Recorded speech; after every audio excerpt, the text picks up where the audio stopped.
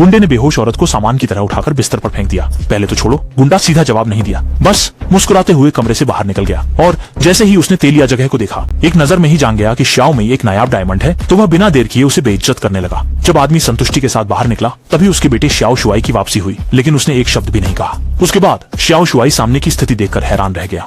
गुंडे ने यह देखकर उसे धक्का दिया। इस समय छोटू सोई हुई महिला को देख रहा था। अंततः वासना ने लीजी को हरा दिया और उसका हाथ अनायास ही श्याओमी की ओर बढ़ गया, जबकि खिड़की के बाहर एक बूढ़ा आदमी यह सब देख रहा था। पता नहीं कितना समय बीत गया। श्याओमी टगमगाते हुए कमरे से बाहर निकली। भीतर से अपार अपमान और निराशा से भरी वह मरने की चाह में थी, लेकिन तभी वह रहस्यमयी बूढ़ा उसे पीछे से गले लगा लेता है और उसे ढांप लेता है। उसी रात जब सभी लोग सामान्य रूप से सो रहे थे, तो किसी ने ध्यान नहीं दिया कि यह जहाज धीरे धीरे ऊपर उठ रहा था। जब छोटी में जागी, उसने पाया कि पूरा जहाज बादलों के समुद्र में चल रहा था। उसके बाद अन्य यात्री भी इस असामान्यता को महसूस करने लगे और नीचे देखने पर पाया कि उनका जहाज हजारों मीटर ऊंचाई पर उड़ रहा है। अचानक सभी लोग दहशत में आ गए। सिर्फ वह बुजुर्ग थोड़ी दूर पर ऊंचाई पर खड़ा था, पूरी तरह से शांत चेहरा लिए सभी को देखता हुआ, मानो जो कुछ भी हुआ है उसे पहले से ही पता था। इस समय जब छोटी में पीछे मुड़ी, उसने बूढ़े व्यक्ति पर ध्यान दिया और वह उसके झोपड़ी जैसे कमरे में पहुंच गई। हंगामा देखकर गुंडे ने फुर्ती से एक बड़ी चीज निकाल ली और सबको धमकी दी कि कोई चूक न करे।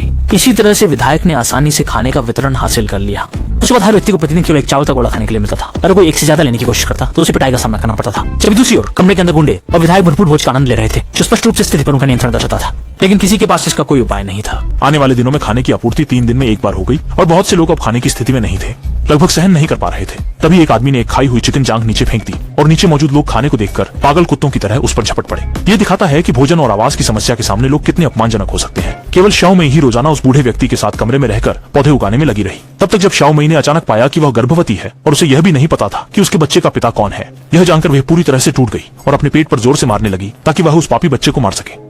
भूख के सामने लोग कितने कमजोर होते हैं, इसका अंदाजा लगाना मुश्किल नहीं है। वे उस आदमी के द्वारा लाई गई खाने की चीजों के लिए एक दूसरे के ऊपर झपट पड़े। जैसे ही उनके हाथ में खाना आया, वे तुरंत ही उसे निगलने लगे, बिना परवाह किए कि खाना कौन लाया है। जब एक महिला पर कोई अजनबी हाथ फेरने लगा, तो उसने बस इतना कहा, तुम्हें जो करना है करो, मैं अपना खा रही हूँ। इस समय जहाज पर बाकी लोग भूखे थे और जल्दी ही भोजन संकट उत्पन्न हो गया। एक समूह अनाज के गोदाम में घुसकर खाना लूटने लगा। जैसे ही बाहर भागने लगा, उसे सांसद ने पकड़ लिया और बड़े आराम से एक गोली मारकर उसे वहीं ढेर कर दिया।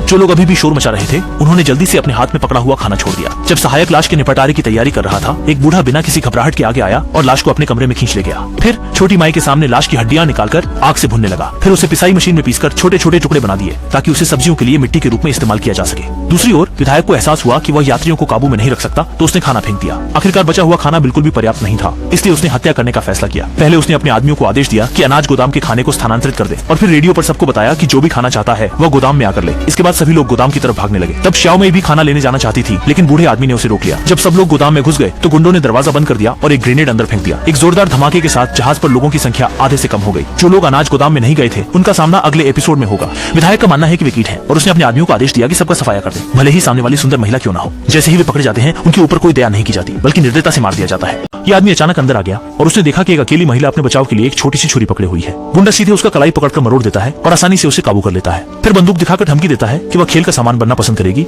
या भोजन। महिला ने तुरंत पहले विकल्प को चुना और अपने सारे कपड़े उतार दिए। जब गुंडा शरीर विज्ञान का अध्ययन करने में व्यस्त था, महिला ने अचानक गुंडे के कान को काट लिया।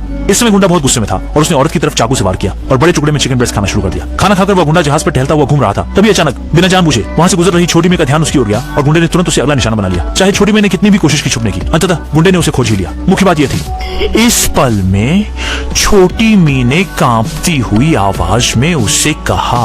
उसी समय छोटा शो एकदम पीछे से आया। उसने गुंडे से कहा कि बच्चा कभी उसका हो ही नहीं सकता, जिससे गुंडा गुस्से में आकर चाकू उसकी कॉलर पर लगा देता है। संकट की इस घड़ी में छोटी माई मौके का फायदा उठाकर उसके हाथ से बंदूक छीन लेती है। वह छोटे शो को वादा करने को कहती है कि वह उसे और बच्चे को सुरक्षित रखेगा, तभी उसे बचाया जाएगा। छोटे शो से वादा मिलने के बाद छोटी माई ने बेझिझक गोली चला दी और गुंडे का काम तमाम कर दिया।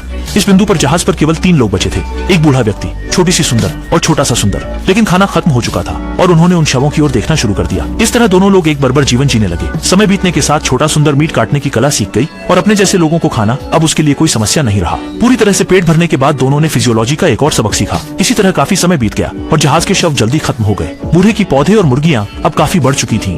उसी दिन छोटा सुंदर भूख से तंग आकर चला। उस रात बूढ़े व्यक्ति ने अपने शरीर की सभी खाने योग्य मांस के टुकड़े काटकर एक बाल्टी में डाल दिए और फिर सीधे पानी में कूद गए। इस तरह उनकी दी हुई मांस के सहारे दोनों ने थोड़े समय तक गुजारा किया, लेकिन मांस तो एक दिन खत्म होना ही था। अंततः छोटे ने फिर से मुर्गी पर ध्यान देना शुरू। अंततः एक दिन बूढ़े व्यक्ति के बगीचे में अच्छी फसल हुई और उन 2 मुर्गियों ने भी सफलतापूर्वक अंडे दिए। इस समय भले ही अंडे कच्चे थे, लेकिन फिर भी यह उम्मीद का प्रतीक था। क्योंकि इसका मतलब जीवन में बने रहने की उम्मीद है और अब से उसे कभी भी भोजन की कमी नहीं होगी। इसी दिन अचानक उसे जबरदस्त दर्द महसूस हुआ और उसे पता चला कि उसके प्रसव का समय आ गया है। लेकिन जहाज पर केवल वही अकेली थी और वह सिर्फ दर्द सहते हुए अपने दोनों हाथों से एक बक्से का सहारा लेकर अकेले प्रसव कर पाई। 17 साल बाद ये जहाज फलों और जंगली कुकुर मुत्तों से भर गया है। आखिर में जब जहाज एक हरे भरे स्वर्ग के रूप में विकसित हो चुका था, उस दिन छोटी मेई और एक लड़का घास पर दोपहर का भोजन कर रहे थे और लड़का सामने की 2 मुर्गियों को देखकर अचानक बंदूक निकाल लेता है उन्हें खाने के लिए। लेकिन जैसे ही वो गोली चलाने की कोशिश करता है, छोटी मेई उसे रोक देती है। इसके बाद लड़का अपनी माँ की ओर ध्यान देता है, धीरे धीरे अपनी माँ की स्कर्ट की तरफ बढ़ते हुए। डर के मारे छोटी मेई जंगल की गहराई में भागने लगती है और लड़का उसके पीछे पीछे दौड़ता है। फिल्म यहाँ समाप्त होती है। तो आप क्या सोचते हैं कि लड़का किसका बच्चा हो सकता है?